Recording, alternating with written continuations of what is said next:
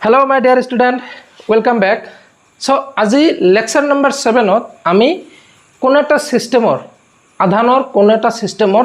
স্থিতিশক্তি কিমান হ'ব আৰু এক কেনেকৈ হিসাব কৰে সেই বিষয়ে কথা পাতিম। ধৰিলে এটা সিস্টেম আছে, সিস্টেমটোত 5টা বা 10টা আধান আছে। এতিয়া সেই 5টা বা 10টা আধান থকা সিস্টেমটোৰ স্থিতিশক্তি কিমান হ'ব,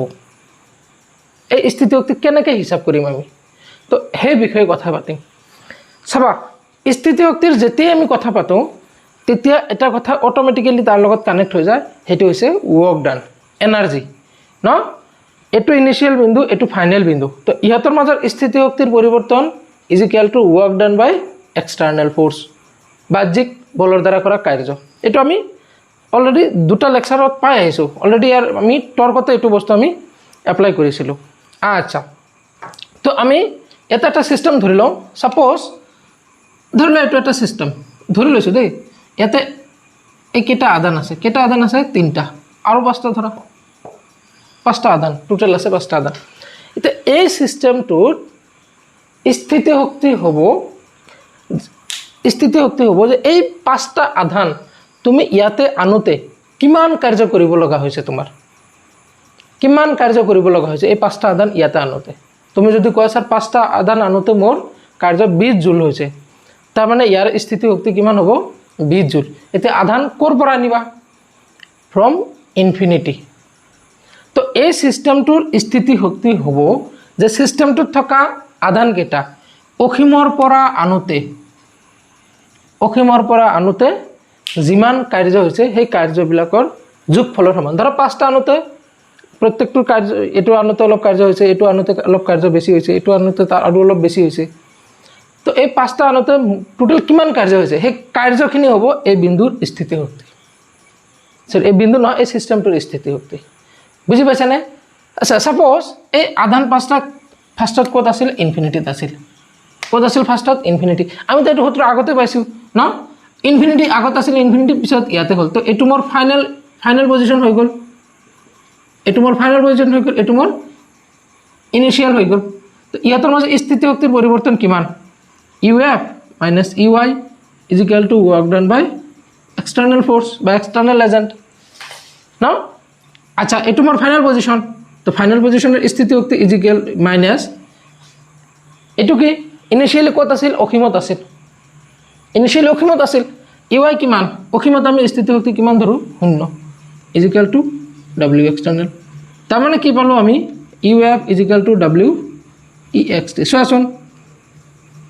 UF মানে কি? এই চিষ্টেমটোৰ স্থিতিশক্তি। এই চিষ্টেমটোৰ স্থিতিশক্তি কিমান পালোঁ আমি? ৱৰ্ক ডান, ৱৰ্ক ডানৰ সমান। তো আমি হিচাপ কৰিব লাগে কি? ৱৰ্ক ডান, আৰু ৱৰ্ক ডানটো ফাইনেল স্থিতিশক্তিৰ সমান। সেইকাৰণে কিতাপত এনেকৈ লিখা থাকে যে এই চিষ্টেমটো বা কোনো এটা চিষ্টেমত স্থিতিশক্তিৰ পৰিমাণ হৈছে সেই চিষ্টেমটোত আধানকেইটা অসীমৰ পৰা আনোতে কৰা মুঠ কাৰ্যৰ যোগফলৰ সমষ্টিৰ সমান। বুজি পাইছানে? কিতাপত সেইকাৰণে চিম্পলি এনেকৈ লিখি দিয়া থাকে। বুজি পাইছা? তো আমি ইয়াতে কি কৰিম, এটা চিষ্টেম ধৰি ল'ম, আৰু তাতে 5টা নহয়, আমি 2টা বা 3টা আধান ধৰি ল'ম। ইমান বেছি মানে বহুত কষ্ট হৈ যাব ইমান আধান অসীমৰ পৰা আনোতে। বুজি পাইছানে? তো আমি ফাৰ্ষ্ট কি কৰিম, এটা চিষ্টেম ধৰি ল'ম ইয়াতে, সেই চিষ্টেমটোত 3টা আধান ধৰি ল'ম, আৰু সেই 3টা অসীমৰ পৰা আনিম এটা এটাকৈ। 3টা একেলগেও আনিব পাৰা, 3টা একেলগেও আনিব পাৰা। ধৰা ইয়াতে 5টা আছে নহয়, 5টা একেলগেও আনিব পাৰা, কিন্তু 5টা একেলগে আনিলে অলপ মানে কষ্ট বেছি হ'ব। বুজি পাইছেনে? তোমালোকৰ NCERTত এটা এটাকৈ আনিছে, তো আমি ইয়াতে এটা এটাকৈ আনিম। বুজি পাইছানে? আমি এটা এটাকৈ আনি ইয়াতে থৈ দিম, আৰু কিমান কাৰ্য হৈছে আমি হিচাপ কৰিম। বুজি পাইছা? চাবা, তো হেডিং লিখা আগত, হেডিং লিখিব আগত, কলিয়া মেঘে ঢাকিছে ধুনীয়া জোনৰ মুখনি। আদানৰ নিকায় এটাই, আদান নিকায়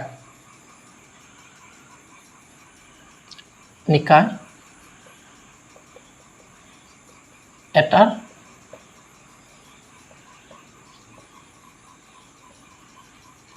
স্থিতিশক্তি, potential energy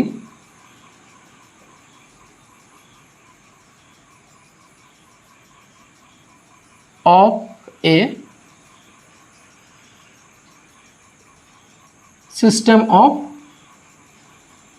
charge, potential energy of a system of charge. চাবা আমি ফাৰ্ষ্টত ধৰি লওঁ এনেকুৱা এটা চিষ্টেম আছে মোৰ আৰু চিষ্টেমটোত মই এনেকৈ ৰ'বা এটা কাম কৰোঁ এইটো মই অলপ এইফালে ধৰি লওঁ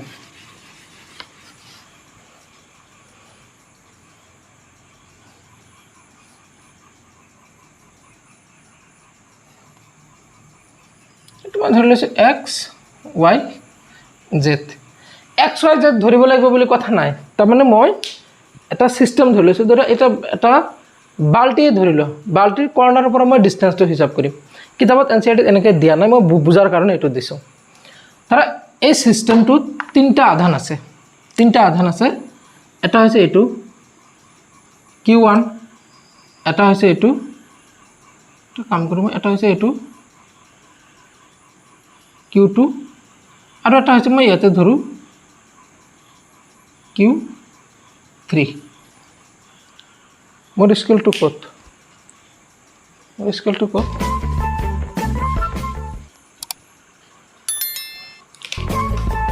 পাইছোঁ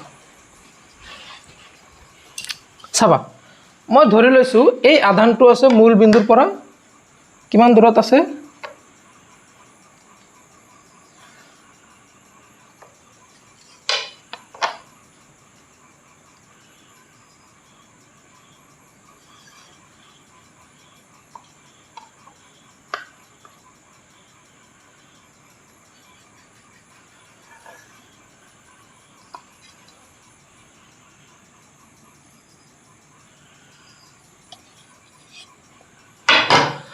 চাবা প্ৰথম যেটো আধান আছে হেতু মূল বিন্দুৰ পৰা মই ধৰি লৈছো r1 দূৰত্বত আছে মূল বিন্দুৰ পৰা r1 দূৰত্বত আছে তাৰ মানে q1 আধানটো যত আছে তাৰ অৱস্থান ভেক্টৰ r1 আৰু বিন্দুটো মই ধৰি লৈছো a বিন্দু এটো বিন্দু মই b বিন্দু ধৰিছো q2 মই c বিন্দু ধৰিছো b বিন্দুটো কিমান দূৰত আছে r2 দূৰত্বত আছে এটো মই ধৰি লৈছো r3 দূৰত্বত আছে চাবা এতিয়া এই সিস্টেমটো আছে ইয়াতে তো এই সিস্টেমটোৰ যদি স্থিতি শক্তি আমি উলাব যাও আমি ফাৰ্স্ট কি কৰিম এই সিস্টেমটোত এটাও নাই বুলি আমি ভাবিলম আৰু ভাবিলৈ আমি অখিমৰ পৰা এটাকে আনিম বুজি পাইছানে তো ইয়াত তুমি যিকোনো কিতাপত চোৱা মানে অলপ ডিটেইল ডেসক্ৰাইব বেছিকৈ কৰা আছে তো মই ইয়াতে সেইখিনি লিখিম যিখিনি তুমি এক্সামত লিখিব লাগিব বুজি পাইছানে সেই হিচাপতে লিখি লবা চাবা ধৰা হল আচ্ছা ইয়াতে কি লিখিছো আদান নিকায় এটাৰ স্থিতি শক্তি নিকায় মানে তন্ত্ৰ এটো নিকায় মানে তন্ত্ৰ লিখিব পাৰিম আদানৰ নিকায় এটা নিকা মানে উর্দুত বিয়া বুলি কয় না সরি বিয়াক উর্দুত নিকা বুলি কয় যেটো নিকাহ নহয় নিকায় বুজি পাইছানে নিকায় তো এটো বিয়া বাৰৰ কথা এতিয়া নকবা জি পঢ়াত অলপ ইন্টাৰেস্ট তোমালোক গৈ আছে তাতে আৰু বিয়া বাৰৰ কথা কই আচ্ছা ঠিক আছে আদান নিকায় এটাৰ আদানৰ দিব পৰা আদান নিকায় এটাৰ স্থিতি কিবা আদানৰ তন্ত্ৰ এটাৰ স্থিতি শক্তি প্রত্যেকটো কিতাপত বেলেগ কি লিখা আছে মই এটো এনচিআরটি হিচাপত লিখিছো চাবা ধৰা হল q1 q2 আৰু q3 আধান তিনিটাৰ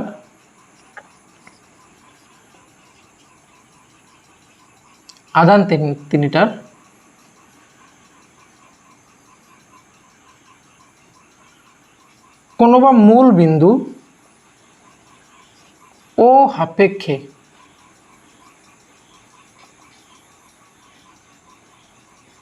অবস্থান ভেক্টৰ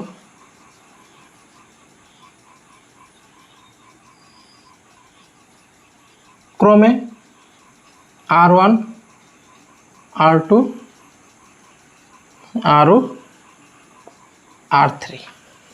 এইবিলাক মই অবস্থান ভেক্টৰ ধৰি লৈছো অবস্থান ভেক্টৰ ধৰি লৈছো অবস্থান ভেক্টৰ মানে ইয়াৰ পৰা ডিসটেন্স বুজিলো আৰু অৱস্থান ভেক্টৰ ক্ৰমে R1 R2 আৰু R3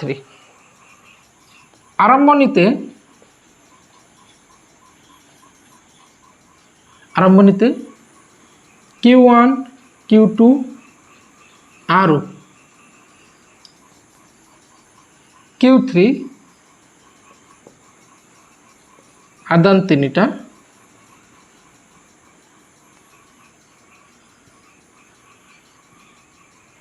অসীমত থকা বুলি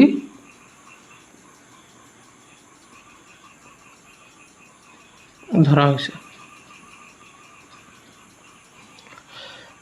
চাবা ইয়াত তিনিটা আধানৰ কোনবাটো মই যিকোনো মূল বিন্দু লৈছো এটো মূল বিন্দু ওৰ পৰা অৱস্থান ভেক্টৰ কিমান R1 R2 আৰু R3 তিনিটাৰ অৱস্থান ভেক্টৰ তাৰমানে মূল বিন্দুৰ পৰা R1 দূৰত্বত Q1 আছে R2 দূৰত্বত Q2 আৰু R3 দূৰত্বত Q3 আধান আছে initially at the time t = 0 ইয়াত আধানৰ মান 0 মানে ইয়াতে সিস্টেমটোত আধান নাই বুজি পাইছা না তো আমি কি কৰো ফার্স্ট অফ অল আমি অসীমত যাও তিনটা যাও বলা অসীমত বলা মোৰ লগত আহা কোন আহিবা মোৰ লগত অসীমত আচ্ছা মই অসীমত আহি পাইছো ধৰিলা মোৰ লগত আহিছে দীপ বৰুৱা আহিছে কৌশিক আৰু মই তিনজন আহিছে অসীমত ভালেখিনি খৰচ হৈছে পইচা পাতি তো তিনজনে আমি কি কৰিম তিনটা আদান ইয়াতে লৈ যাম এখানে নাই ইমাজিন কৰা এখানে নাই আমি কি কৰিম তিনটা আদান এনেকে লৈ যাম লৈ যায় তিনিওজনৰ কিমান কাৰ্য কৰিব লগা হৈছে কিমান কাৰ্য আমাৰ শক্তি খৰচ হৈছে হে আমি কাৰ্যখিনি হিসাব কৰিম তো এটা কাম কৰো ফাৰ্স্ট অফ জানিবা দীপে কি কৰিলে এটা আদান অসীমৰ পৰা আনি ইয়াতে থৈ দিছে ওকে দীপে কিমান আদান আনিছে Q1 এটো আনিছে দীপে চাবা এটা দীপে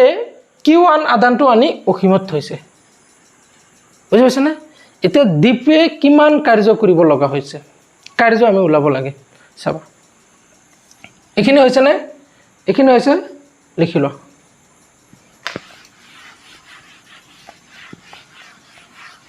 এটা দীপৰ কিমান কাৰ্য খৰচ হল মোৰ মতে তো দীপৰ কাৰ্য খৰচ হোৱাই নাই কিয় কাৰ্য খৰচ হোৱা নাই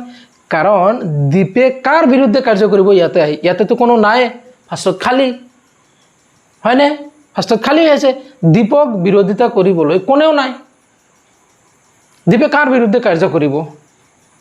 তো প্ৰথম কথা হল দীপে যেতে Q1 আধানটো ইয়াতে আনি থৈছিল তেতিয়া দীপৰ কোনো কাৰ্য কৰিব লগা হোৱা নাই কাৰণ দীপক বাধা দিবলৈ ইয়াত কোনো আধান নাছিল প্ৰথম কথা লিখি ল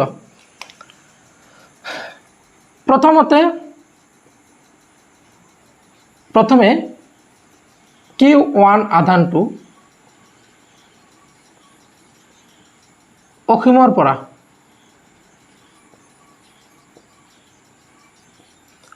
পৰা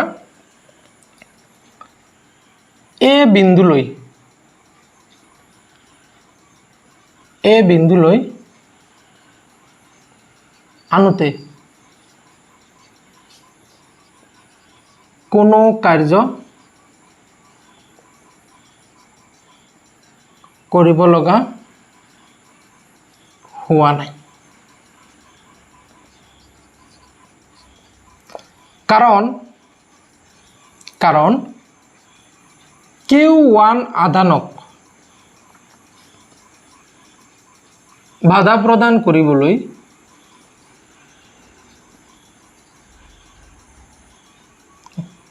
এটো প্ৰধান মানে মেইন ডাঙৰ প্ৰধান বাধা প্ৰদান কৰিবলৈ আধানটোত আধানটো নহয় আধানটো নহয় এটো হ'ব কি নিকায়টোত বা তন্ত্ৰটোত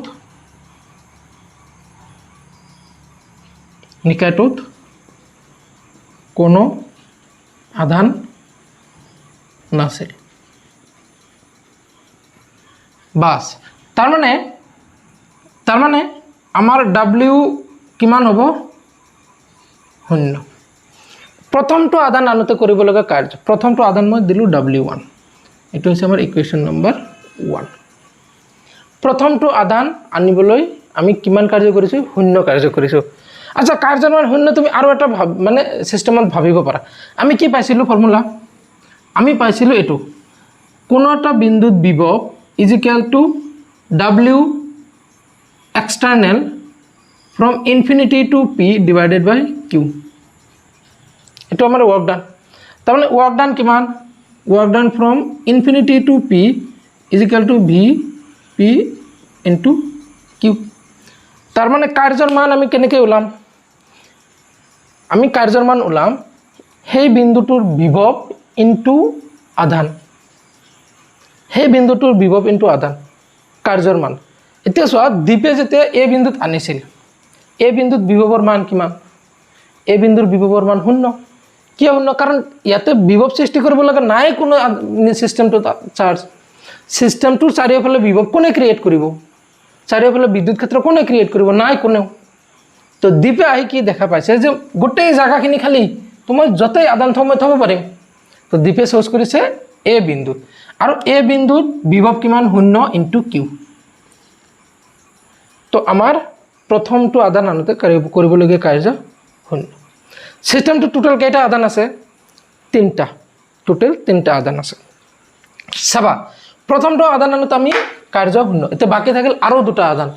এবাৰ আমি কি কৰিম দীপক পঠাই দিলোঁ দীপে তাক আদান থৈ দিছে এবাৰ মই কৌশিকক ক'লোঁ যে কৌশিক যোৱা দীপে যেতিয়া গৈছে ইয়াৰ কাৰ্য কৰিবলগীয়া হোৱা নাই এতিয়া তুমি যোৱা চাবা এতিয়া দীপে কিমান কাৰ্য কৰে তো আমি লাষ্টত কাৰ্যবিলাক তিনিওটাৰ কাৰ্য যোগ কৰিম হৈছেনে আচ্ছা W1 চাবা দেই আনহাতে Q2 আধান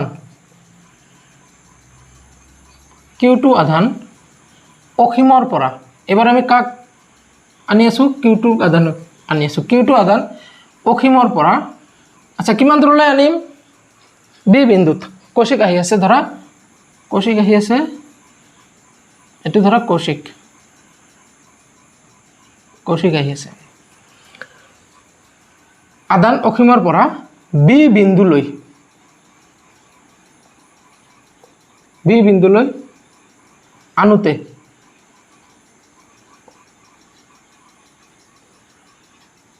কৰিব লগীয়া কাৰ্য W2 is equal to কিমান হ'ব এতিয়া চোৱাচোন বি বিন্দুত কৌশিকে যে বস্তুটো আদানটো আনিব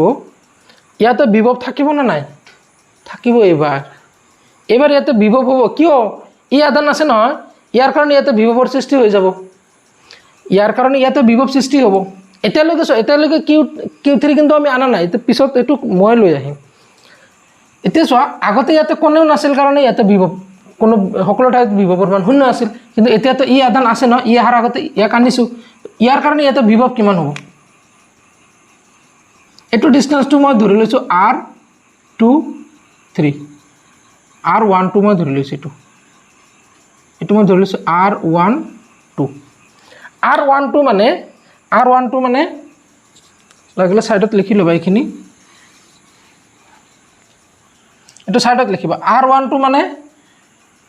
Q1 আৰু Q2 মাজৰ দূৰত্ব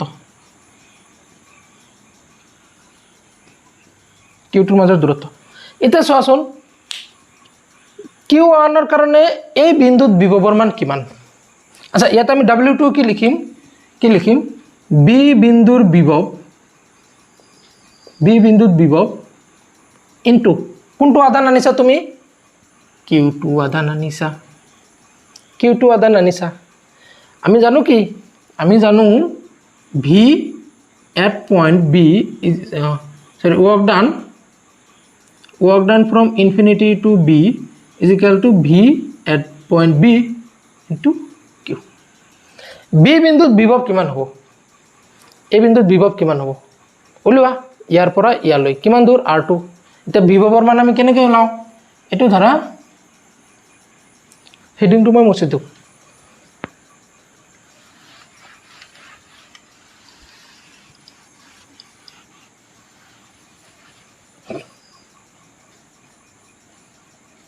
এইটো ধৰা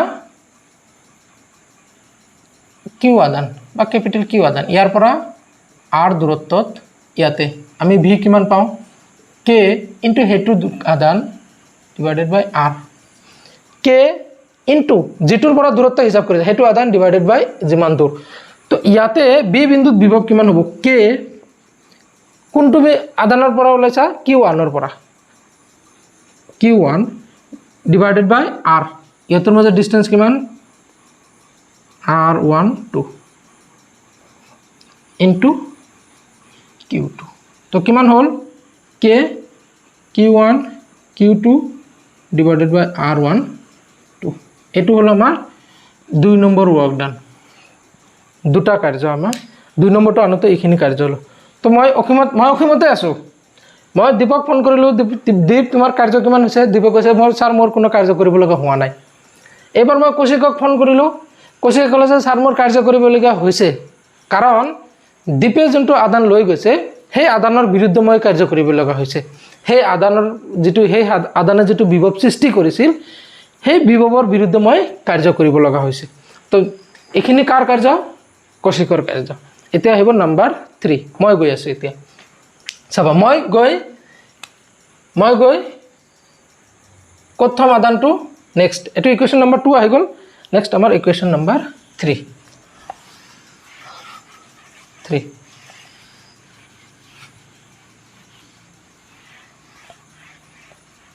এটো মোৰ w2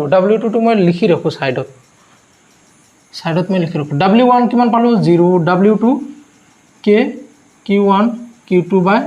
r12 এটো পালো এতিয়া 3 নম্বৰ আদানটো একেদৰে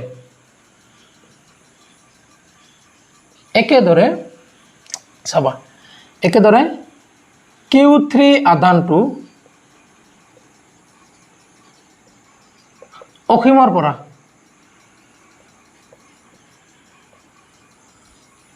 c বিন্দুলৈ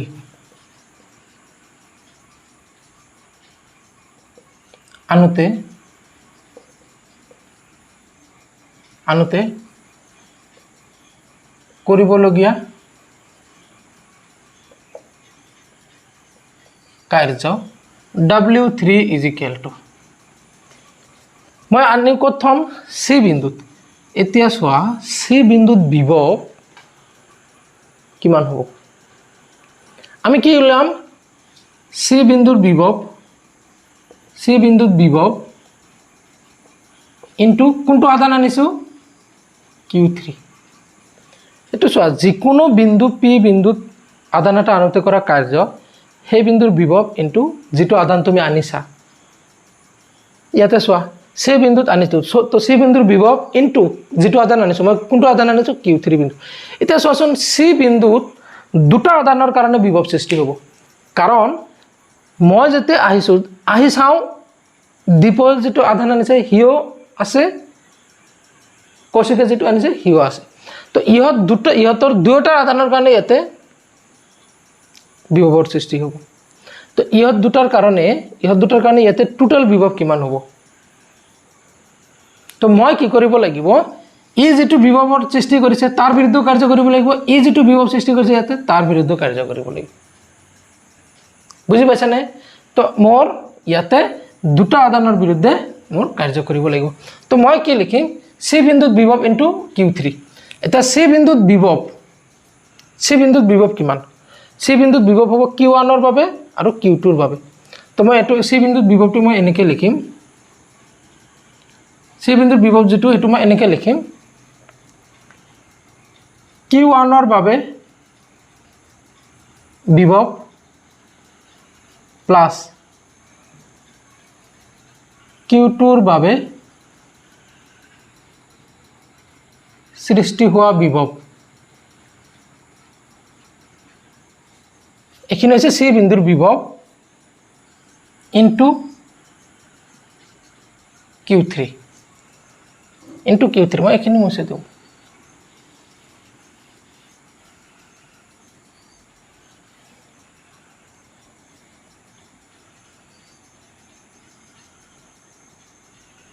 C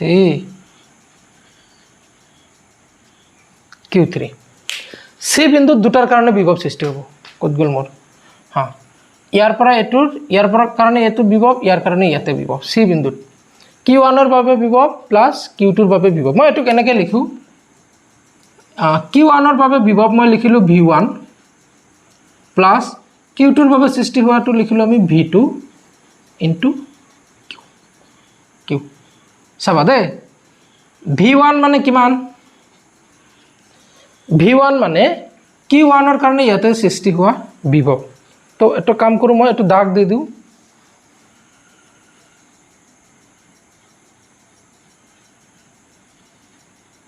এটো মই ধৰি লৈছো R13 তোমাৰ V1 ৰ মান কিমান হ'ব K কোনটো আধানৰ কাৰণে সৃষ্টি হোৱা বিভৱ ওলাই আছে Q1 তো Q1 divided by R13 V1 মানে Q1 ৰ বাবে সৃষ্টি হোৱা বিভৱ K Q1 by R13 plus V2 মানে Q2 ৰ বাবে সৃষ্টি হোৱা বিভৱ Q2 ৰ বাবে ইয়াতে কিমান বিভৱ সৃষ্টি হ'ব তো বিভৱ ওলাৰ কাৰণে আমাৰ ডিসটেন্স লাগিব ইয়াতে এটো R23 তো V2 কিমান হ'ব K Q2 আচ্ছা এটো মোৰ কিমান হ'ব Q3 ন এটো Q3 divided by R23 into Q3 equal to কিমান হ'ব K Q1 Q3 by R13 plus K Q2 Q3 by R23 তো সোচোন হাইয়েস্ট কাম কাৰ কৰিব লাগিল হাইয়েস্ট কাম মই কৰিব লাগিল কাৰণ মই আহি দুটা আদান অলৰেডি পাইছো ইহতে মই আহাৰ আগত ইহতে অলৰেডি ইহতৰ দুটা ৰাজত্ব চলি আছিল তাতে বুজি পাইছেন এতিয়া সব মোৰ পিছত যিজন আহিব নহয় আৰু এটা আদান যদি 4 নম্বৰ আদান যদি কোনবাই আনে তেতিয়ালৈ আমাৰ তিনিটাৰ এগেইনষ্টত এই কাম কৰিব লাগিব বুজি পাইছানে তো এটো হল আমাৰ W3 তো তিনটা আমাৰ ইকুৱেশ্যন আহি গল তিনটা ইকুৱেশ্যন আমাৰ আহি গল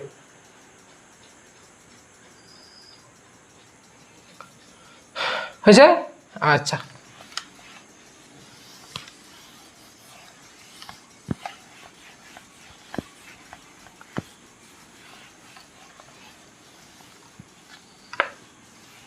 চাবা এতেকে তিনিটা আদান অসীমৰ পৰা আনোতে কৰিবলগীয়া মুঠ কাৰ্য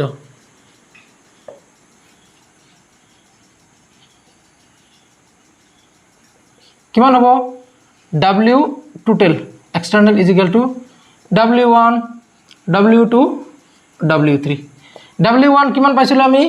0 W1 0 W2 কিমান পাইছো লিখি থৈছো মই ইয়াতে K Q1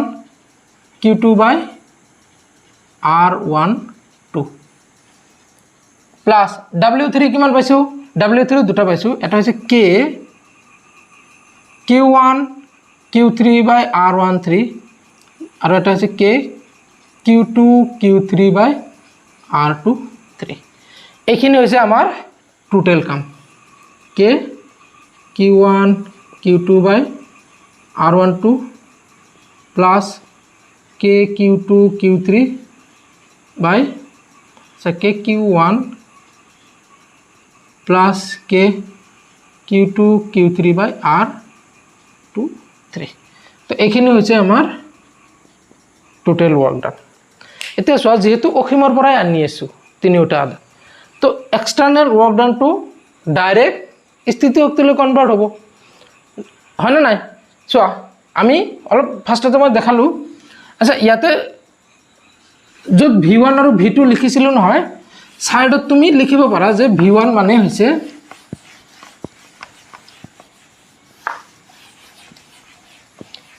চাবা যত V1 V2 লিখিছা V1 তেটো লিখিবা Q1 ৰ বাবে C বিন্দুত বিভৱ এটো সাইডত লিখি থব পাৰা চি বিন্দুত বিভৱ এনেকুৱা লিখিছিলোঁ ন v1 plus v2 whole into q3 এনেকুৱা লিখিছিলোঁ তো v2 মানে হৈছে q2ৰ বাবে চি বিন্দুত বিভৱ সাইডত লিখিব পাৰা নিলিখিলেও কথা নাই আচ্ছা তো এইখিনি হৈছে আমাৰ টোটাল এনাৰ্জি এতেকে তন্ত্ৰটোত আনোতে টোটাল কাৰ্য আমাৰ এইখিনি হৈছে এতেকে তন্ত্ৰটোৰ স্থিতি শক্তি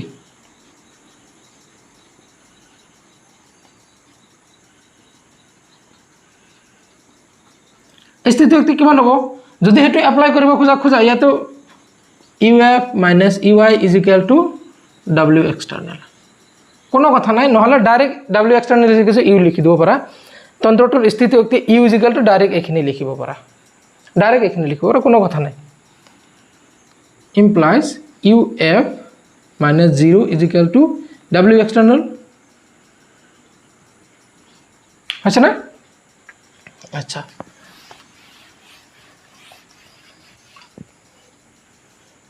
implies uf is equal to w external implies uf is equal to এখিনি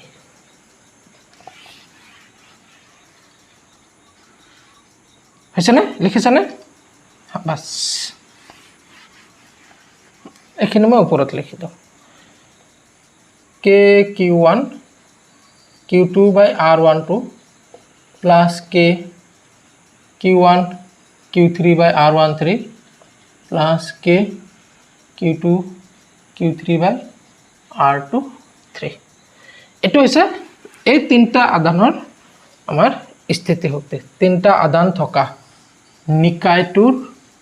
স্থিতি শক্তি বুজি পাইছানে এতে কথাটো হল এটা তন্ত্ৰত চাবা এটা তন্ত্ৰত অকল তিনটা আধান থাকিবনে তাতে লাখ লাখ আধান থাকিব কোটি কোটি আধান থাকিব বুজি পাইছানে লাখ লাখ এনেকুৱা আমি কি কৰিছো আমি তিনটা আধান আনিছো q1 q2 এটা আনিছো q3 r1 দূৰত্ব r2 দূৰত্ব r3 দূৰত্ব এইটো সিস্টেমৰ স্থিতি শক্তি হৈছে ইমান এটা কথাটো হল যদি আমি n নাম্বাৰ মানে কনসিডাৰ কৰো কাৰণ এটা সিস্টেমত বহুত সংখ্যক আধান থাকে ন তো সেই সিস্টেমটোত মই যদি n সংখ্যক স্মল n সংখ্যক আধান আমি কনসিডাৰ কৰো তেতিয়ালে ইয়াৰ এক্সপ্ৰেশনটো কেনেকুৱা হ'ব সেই কথাখিনি লিখিবা একেদৰে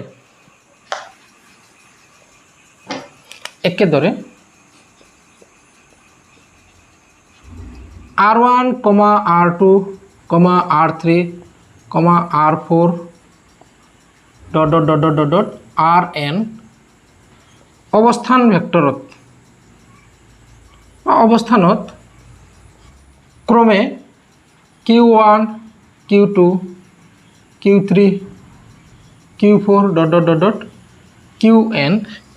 আদি আধান আনিলে আধানটোৰ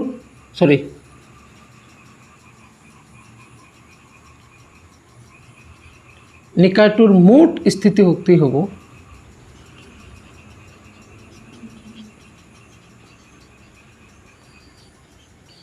মুঠ স্থিতি শক্তি হ'ব u f is equal to এইখিনিতো হ'ব আৰু ইয়াৰ লগত আমি k q1 q2 by r12 plus k q1 q3 by r13 k q2 q3 by r1 r23 plus আৰু যদি 4 নম্বৰটো আহে তেতে আমি কেনেকুৱা পাম 4 নম্বৰটো ধৰা ইয়াতে আছে তো ইয়াৰ পৰা কাৰণ ওলাম আকৌ ইয়াৰ কাৰণে ওলাম তো তেতিয়া তিনটা আহিব ন আমি কেনেকুৱা পাম k q1 q4 by r14 এটো ধৰা r14 হ'ব এটো ধৰা q4 হল প্লাস k q2 q এটো কাৰণে কিমান এটো 3 নম্বৰ তো q3 q4 by r34 plus এটো কাৰণে হ'ব 2 number k Q2 Q4 by R24 plus dot dot dot dot এনেকুৱা এটো লাস্টৰ লাইনটো দেখা জানে না মই একবাৰ চাই লওঁ ধুনিয়া দেখা যায় চাবা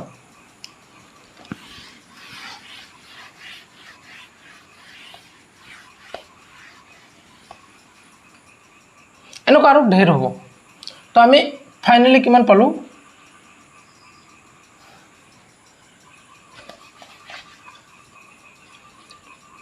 UF is equal to এটা কাম কৰো মই k টক বাহিৰত আনো এটা কি হ'ব Q1 Q2 by R12 Q1 Q3 by R13 plus ইয়াতে হ'ব Q2 Q3 by R23 Q1 Q4 by R14 plus আৰু ডট ডট ডট মই ইমানখিনি আৰু নিলিখো চাবা k মানে 1/4 pi epsilon naught এটো লিখিবা ইয়াতে এটা কথা মার্ক কৰাচোন ইয়াতে 1 2 আৰু তো 1 2 1 3 আৰু তো 1 3 2 3 আৰু তো 2 3 1 4 আৰু তো 1 4 বুঝিছে না ইয়াতে ওপৰত আদান দুটাৰ যে কেটা সিম্বল আছে মানে তোমাৰ এটো যিমান মাৰ্কিং আছে তলত আৰৰো হেনেকুৱা আছে তো আমি কি কৰিম এটো সামেশন হিসাবত লিখিম কেনেকৈ সামেশন হিসাবত লিখিম তোমালোকে এটো চাগে চিনিয়ে পোৱা না এটো আমি এখিনি আমি এনেকৈ লিখিম দুটা এনেকুৱা সাইন দিম এটা দিলো হয় এটাই দিম চাবা মই ইয়াত এনেকৈ লিখিম এটো Q1 বা Q divided by R এনেকৈ লিখিম এটুক লিখিম I এটুক লিখিম J চাবা যদি 1 আৰু 2 থাকিলে ইয়াতে 1 2 হয় যদি 1 আৰু 3 থাকিলে ইয়াতে 1 3 হয় ইয়াতে কি হ'ব I আৰু J আছে তো ইয়াতে কিমান হ'ব I আৰু J তাতে কিমানটা আদান আছিল টোটাল n টা তো I এর ভ্যালু কিমান হ'ব এনেকৈ গৈ I এর ভ্যালু কিমান হ'ব এতে কি I এর ভ্যালু কিমান হ'ব 1 ৰ পৰা n লৈকে কিমানটা আদান আছে টোটাল n টা j এর ভ্যালু কিমান হ'ব j is equal to 1 to উপৰত n j এৰ ভ্যালু উপৰত n I is equal to 1 to n j is equal to 1 to n এনেকুৱা তো ফাইনালি এটা সিম্বলত লিখিলে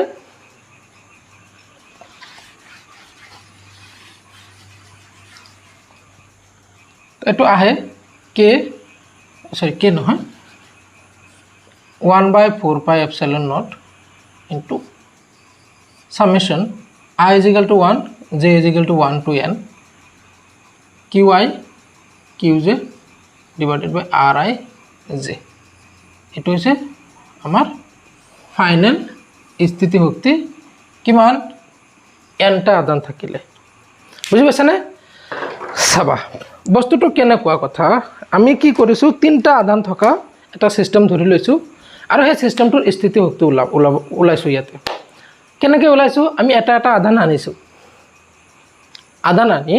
প্ৰত্যেকটো আদানত কাৰ্য হিচাপ কৰিছো প্ৰথমটা আনতে শূন্য কাৰ্য কৰিছো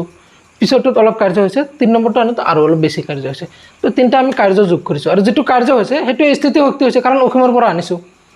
না এটা এনেকৈ সিস্টেমটো যদি n টা পাৰ্টিকল থাকে স্মল n টা তেতিয়া হলে আমাৰ টোটাল স্থিতি শক্তি কিমান হ'ব এটো এই এক্সপ্ৰেশনটো ইম্পৰ্টেন্ট বোৰ্ডত আহে তো তোমালোকে অলপ ভালকে চাবা বস্তুটো হবনে ঠিক আছে বুজি পাইছানে একবাৰ ভালকে চোৱা বুজি পাব বহুত ইজিলি কোৱা হৈছে কথাখিনি হ'ব গুড নাইট